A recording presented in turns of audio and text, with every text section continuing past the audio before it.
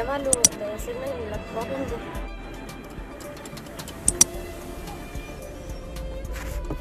ښه ما تاسو ته دا رور مې یادوم. د حمید نوم دی، دا زما سکه رور دی دې خوا. د څوک دی؟ ماما. ماما خبرې وکړه. دا سلام وکړه. دا نو څنګه یې ښه یې؟ برابر.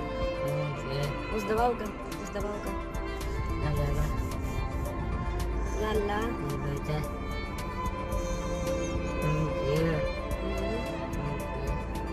آمین. مینه والو دا زما سکه رور دی او دا ما سره ډېره زیاته مینه کوي او زه هم ورسره ډېره مینه کوم. ما ته ډېر زیات ګران دی دا. ما وی چې دا خبره دا هم زه تاسو سره شیر کړم. ما خو ویلي وو ډېرو انټرویو کې چې زما یو ورور داسې دی، خو مخامخ کړی مې نه و تاسو سره. نو نن بهر راووتم، زه اکثر دی بهر راوباسم، وایي چې ما چکر لګوځه، نو بیا یوازې راوباسم ګرځوم چې څه خوښ وي هغه ورته والئ او ما سره یي. مور مې ورته اکثر وایي زه چې ځو کور ته نو بیا جاړي نه ځي هغې سره، ما سره خوشحاله وي. نو بس دا د دوی دعاګانې دي ما سره. خبرې وکړه که نه؟ خبرې دا نشي کولی مینه والو.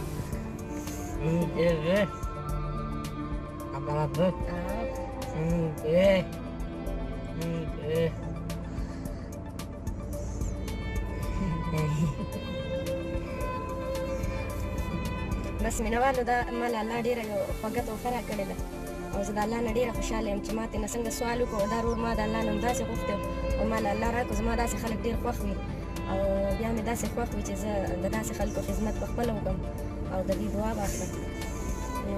الله دې وکړي چې نور هم ما له الله همت او توفیق راکړي چې زه د ده خیال وساتم.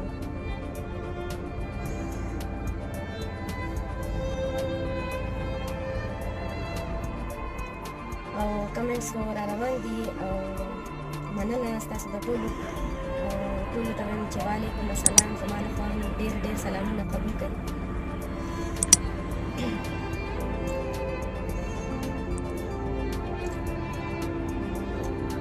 سبحان بنيري وایي چې تاسو دي تاسو ته خو ما مخکې مو وي دا زما سکه رور دی په 5م نمبر کې مطلب د ټولو نه کشه او دا ما د الله نه داسې غوښتی او زموږ په سوات کې داسې یو هلک و هغه به زموږ کور ته راتلو ما به د هغه ډېر خدمت کوه.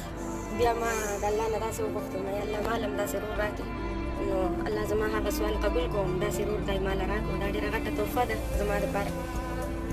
د ده ذکر ما په ډېر انټرویوانو کې کړی دی تاسو سره. هر ځل چې زما داسې انټرویو شوې ده د خویندرونو خبره پکې راغلې ده، نو ما پکې دا یاد کړی چې یو رور مې مستانه غوندې دی، نو هغه دا رور نه دی. نن ما غوښتل چې زه تاسو سره مخامخ کړم او زه چې نن څه یم نو د مور په دعا او د دې رور په دعا باندې دا د زه ډېر خیال ساتم. تاسو ته سلام کوي. دعا کوئ مینه والو. بیا هم درته وایم د ده زړه کې ورکوټی غوندې سولی دی. ډاکټران وایي چې د دې اپریشن کول دی، نو زه غواړم چې هغه ورته وکړم. نو تاسو ورته دعا وکړئ چې الله دغه اپریشن د ده کامیاب کړي او بل الله صحت ورکړي. دا څوک دی؟ ماما دی.